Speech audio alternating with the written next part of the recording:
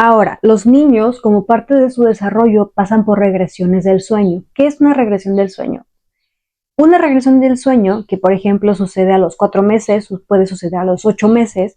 Una regresión del sueño es que tu hijo ya tiene establecidas siestas, ya tiene establecido su hora de dormir por las noches, ya va teniendo su sueño de calidad, pero de repente puede ser de un día para otro, todo eso se descontrola. Tu hijo ya no quiere hacer una siesta o batallas mucho para que duerma la siesta, para que pueda quedarse dormido, para que concilie el sueño.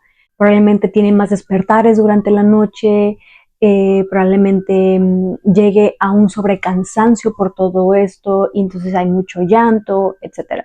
Las regresiones del sueño es cuando se siente que se tiene un retroceso en el hábito del sueño de tu hijo. Y muchas personas no les gusta llamarlo regresiones del sueño porque en realidad lo que sucede es un avance en el desarrollo de tu hijo y como consecuencia el sueño se ve afectado. Ahora, ¿qué son los brotes de crecimiento? Durante los brotes de crecimiento, tu hijo está teniendo un pico de crecimiento. Esta es otra manera de llamar estas temporadas, estos momentos. También se les puede llamar pico de crecimiento y es literalmente eso. En esa edad, el crecimiento y el desarrollo de tu hijo está avanzando de manera exponencial y entonces tanto cambio en su cuerpo causa que tenga problemas con el sueño, que tenga regresiones en el sueño. No todos los niños pasan por estos problemas del sueño, pero hay otros que definitivamente, como un manual, cada regresión del sueño le sucede. Mi hijo fue de esos, en cada pico de crecimiento, con cada diente, en cada regresión del sueño, a él le afectaba. Él lo resentía muchísimo y yo batallaba muchísimo, me tomaba mucho tiempo para regresar a la rutina que teníamos antes.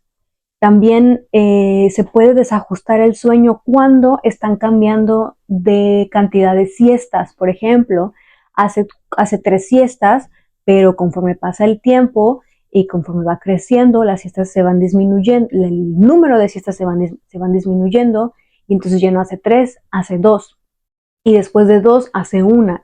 Entonces con mi hijo, cuando tenía estos cambios de cantidad de siestas, también se le desajustaba el sueño, pero lo que hay que hacer en estos momentos de desajuste, por cualquiera que sea la razón, la única manera de abordarlo es ser constante, constante, constante, constante. Va a ser difícil, va a ser cansado. Es lo único que va a hacer que tu hijo regrese a sus hábitos precrisis lo más rápido posible.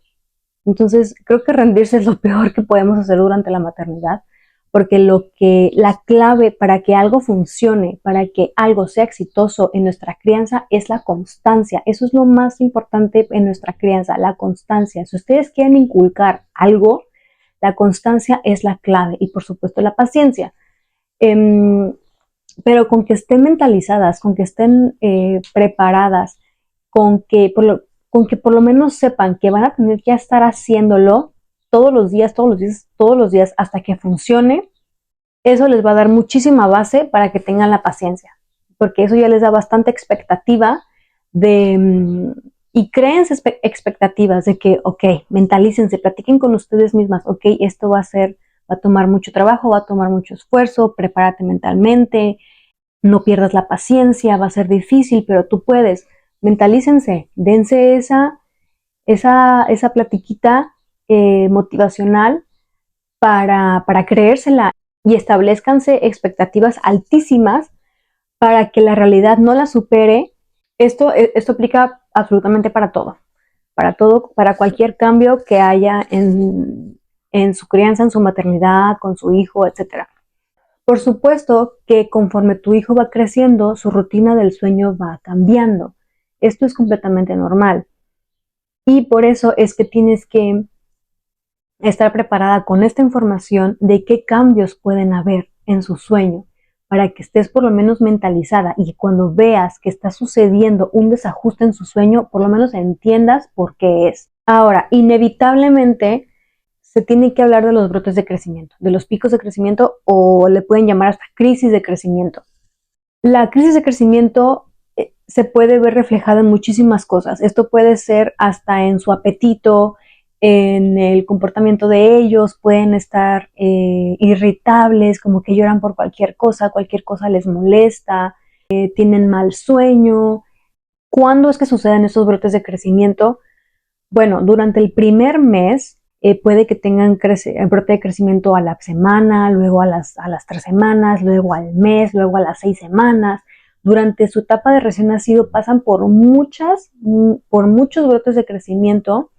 Después del primer mes, algunos consideran que el siguiente brote de crecimiento es al mes y medio, pero el siguiente en el que todo el mundo concuerda es a los 3 meses.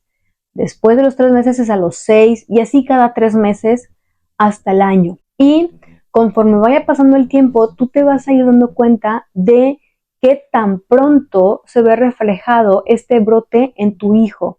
Por ejemplo, en mi hijo, un mes antes de que él llegara a la edad del brote, ya se le notaba, ya se le empezaba a alterar el sueño, ya se mostraba irritable por cualquier cosa, lloraba por cualquier cosa. Entonces yo decía, ok, es que ya está por llegar a esa edad. Ahora, la lactancia también se puede ver afectada durante los brotes de crecimiento porque los niños quieren estar pegados al pecho todo el día. Entonces la lactancia también se hace bastante retadora en estas temporadas. Se sabe que muchas mamás, de hecho, desisten de la lactancia durante algún brote de crecimiento, de tan difícil que se convierte.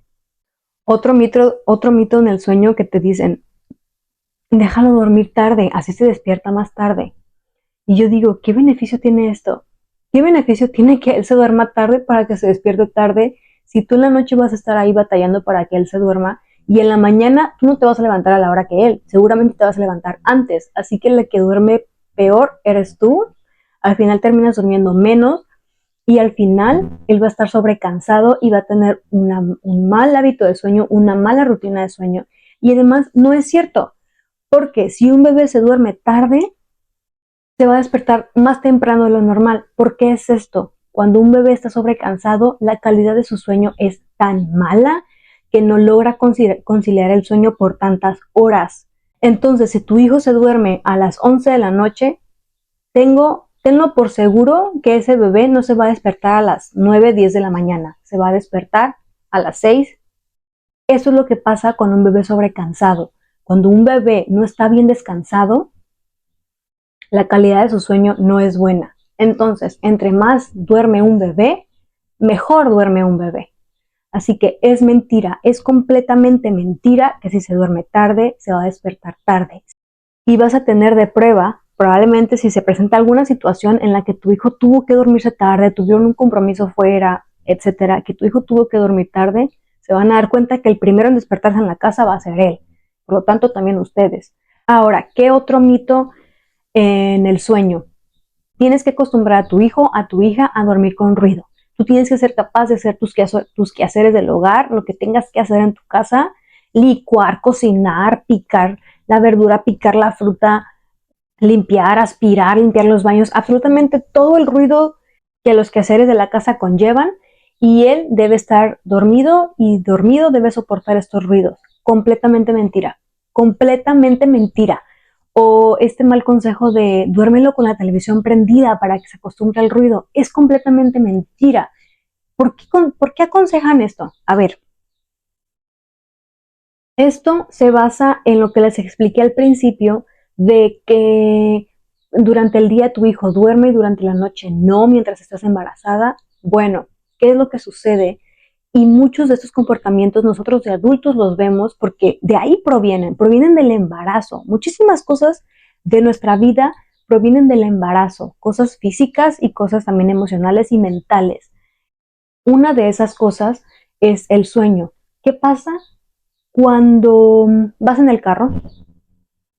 Muy probablemente te duermes, porque el carro cumple con esas funciones. El carro cumple con movimiento y sonido. que es justamente lo que sucede cuando estamos en la panza de nuestras mamás y dormimos durante el día.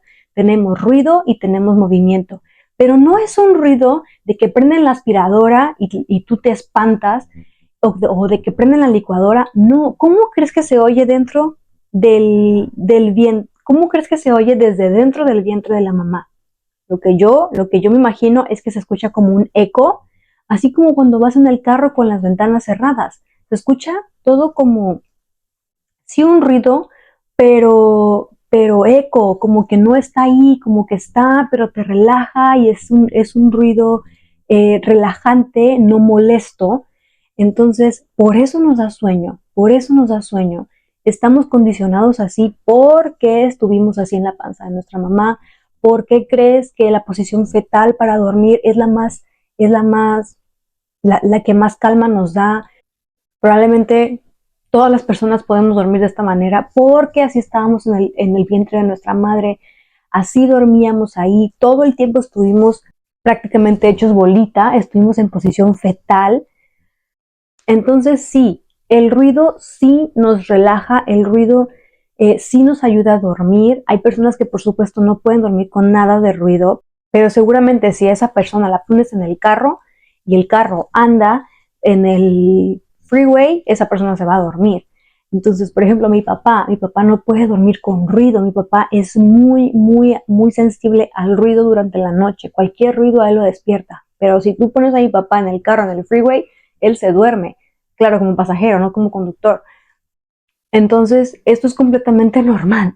Los seres humanos estamos condicionados así. Así se estableció cuando estábamos en el vientre de nuestra madre.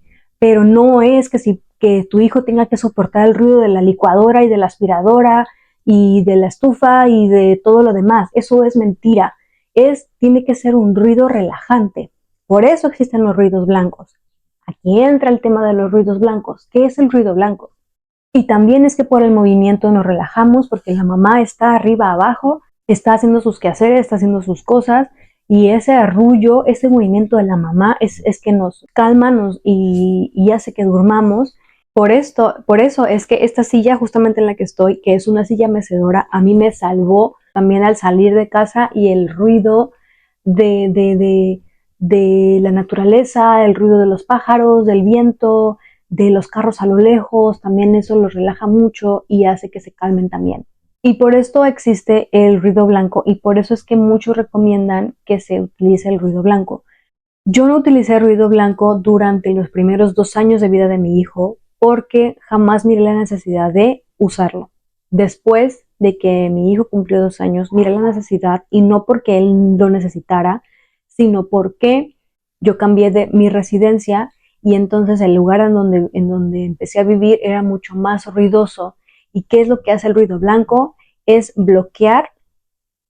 Bueno, al principio, cuando tu hijo es un recién nacido, se habla de que el ruido blanco lo ayuda a conciliar el sueño, justamente por este tema que acabo de comentar. Fue que empecé a usar el ruido blanco y dije, ¿por qué no lo usé antes? ¿Por qué no lo usé antes? Y es que antes, donde yo vivía, era un lugar tan tranquilito, tan, tan silencioso, que sí había ruido de repente de que el perro del vecino empezó a ladrar, y sí llegaba a despertar a mi hijo, pero la verdad nunca me imaginé que el ruido blanco fuera a funcionar, y sí funciona. Sí funciona. ¿Por qué? Tú prendes el ruido blanco. Yo le pongo un ruido a mi hijo. Originalmente el ruido blanco es el que se escuchaba cuando mirabas la televisión y se acababa la programación y salía como así todo borroso, y que se escuchaba ese ruido. Ese ruido es originalmente el ruido blanco.